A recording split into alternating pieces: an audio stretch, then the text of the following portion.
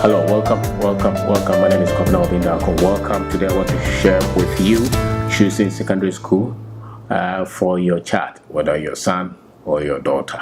A lot of the things in this world, they are designed, they are programmed, they are structured, they were systemic. So wherever that you are now, much of it, your parents had, if they did it consciously, what you became. For instance, when I was going to secondary school, my father said that go and read science.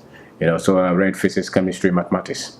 If I read maybe biology, physics, chemistry, I will be another thing. If I had read geography, economics, and another one, I'll be another thing. So whether we do it consciously or we don't do it consciously, the amount of information that parents have in choosing these things are very key. It's very key to what the children will eventually become, at least for some time. So the kind of secondary school they even go to is also key. I believe so. If your child, if you're programming a child to be independent in thinking, that's independent, and be resourceful and be hardworking. That's what you want for your child. That in your absence, your child will be able to fight and keep on going and not crumble. And therefore, a lot of the choices that you're making today will have direct effect on them, especially in their finances. And in their relationships as well, their finances, their relationship, being able to live the life that they desire to live and making contribution to the progress of our country and of our continent. So our continent's education is largely Western education, which means that it doesn't matter the quality of so-called education you give them, you still have a lot to give to them as Africans, so that they can have proper education. We have a lot of Africans who look black like me, but their worldview is white. What I know about success in this life is that much of it, about 60% of them, is cultural or is environmental, is structured, is the system. So that's why they I don't want to go there. The next one, maybe 30% is character, your personal character, the things that you do. 10% is just knowledge, no matter how quality the knowledge is. That's why somebody can easily build a huge successful company if the culture is created for that, if the environment is conducive, if the structures are set for that. They will easily build a billion-dollar company, or in some of those countries, because the structures are set. If the structures are set to work in your favor, you will easily succeed. If the structures are set to work against you, you struggle. So once in a while somebody will become successful in that system, but majority of the people will fail because it's 60%. So where your child is going to school is very key. If they go to school, much of it, I would say that if I'm sending my child to school, I'm sending to school to get the culture, to understand the culture, to speak the language. Is very key. It's very key. You don't have to raise your children here and they don't even have anything. They don't even like the culture, which means that once they finish, they want to travel. Once they finish, they want to travel. So you should look at the current situation and choose. You want them to be independent and you want them to be resourceful and also live their own aspirations, but you have to equip them. I believe in financial freedom, intellectual capacity, and relationability as well. They are requirements for success. So I think that no matter the course that my child is going to do, I will make sure that they do mathematics and they do history. The mathematics they can teach them in the school, but the history I would have to buy books for them, especially as Africans, so that they will see the lies that the whites have told, and it's very key.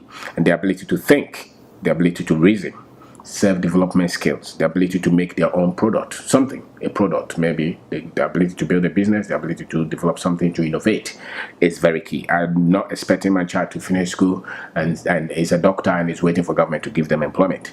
If you're a doctor, you finish, you think of how do I build my own hospital. If you're an engineer, you finish, you think of how do I build my own engineering business.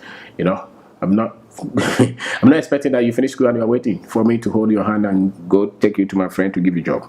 That's not the kind of education that I'm expecting. So every decision that you're making, you are trying to push them to that edge. Eventually, they would have to make the decision themselves. But if you equip them they'll be able to make the right decision. Most parents don't have any clue, any clue what they're doing. They just say, my son said that he wants to Pokora school, primary school. What course? I mean, whatever they do is okay. You want these are they want what do you expect? What is your child going to come? There are some secondary schools that you go, this is what you're becoming. There are others that you're going, there are some secondary schools that you would starting a business will never cross your mind. You want to be a government official, you want to be, so you want your child to become a proud African and to have a proper understanding of the world as well. So have these parameters so that you can design, depending on where your child grew up. Where do you think, where are they lacking?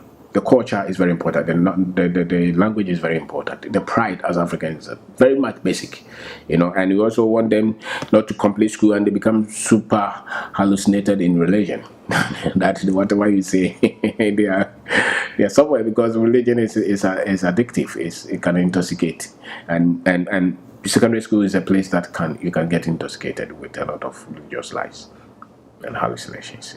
So you want to put there are many, but at least if you get 10%, 20%, even if you are aware of this. My father, I think he was aware of this. He was aware to a very large extent as to which secondary school that he thought I should go and the reasons that he gave. Likely maybe it is because it was a good school, but I also think the culture in that region is also very strong. It makes you tough, and that wherever you are, you can start something from that level. And that's what I love. So you can become engineer, doctor, lawyer, but you can still start something from where you are. So you're a lawyer, you're looking at building your own firm. You're a doctor, you're looking at building your own hospital. You're an engineer, you're starting something. And you're never afraid of starting with nothing. And it doesn't matter, even if you can't create a business in the engineering, you can create any business. You can sell watches, you can sell cocoa, you can sell something. The essence of education is the skill to be able to get the right knowledge to build what you want. That is the essence of education. And you want to educate them to see Africa as their responsibility. You are not thinking of raising children that will just focus on themselves and they don't care about whatever is happening to the environment. Because if they don't care like that, they will not care about you.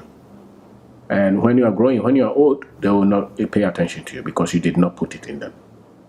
So you're looking at to building children who will have good heart to be considerate of others and think of others and share whatever that they create. You are looking up to building children who will build their lives independent. I mean, their financial life should be separate from their professional life or their educational life. So they have that sense of responsibility to say that I am responsible for my finances. I'm not leaving my finances to the government or to my employer. I'm getting my own information and I'm solving my own problems. I'm becoming more successful, but I'm contributing to the well-being of my country, and I'm living according to my strength, according to my skill set, according to my talent. I'm not just because the typical tip is that I go to school, I become an engineer. That is just a limited word. I'm a doctor. That's just a limited word I have. I don't contribute to any other thing. I don't have any skill set. If I lose that, I'm done. There are engineers who work in the mining companies. When they lose the job, that's it. They're gone. They cannot. Transfer those skill sets to build anything for themselves. Eventually locking that. It should not happen to you. You should be adaptable. You should be flexible. And those are the skill sets that you want to give to your children. And don't forget to let them have access to technology, especially this YouTube and things like that, because it will help them. Their technology skill is very much important. They live in a different world. They don't live in the world that you live in, which means they must have a lot of information. Internet skills, communication skills, use technology, very key to what they are becoming. Don't just strict them to I want to become accountant, so I want you to become engineer. Just give them the basic skills. I'm an engineer, but I'm building business. So it's not really the profession, because the era of profession as a living is virtually come to an end, because you can finish the school and nobody has a job for you. So what would you do? What would you do if it happens like that? So you don't want to train your children. You don't want to format them to get to a stage where they are stuck and they virtually become dependent on a system. And if the system does not work to favor them, they are nothing. They should be able to build their own system, live their life according to their terms, and create their own money and use their own talent and be able to learn whatever skill that they want to learn to live and contribute to the progress of Africa. So I want to say thank you very much for watching. Thank you very much for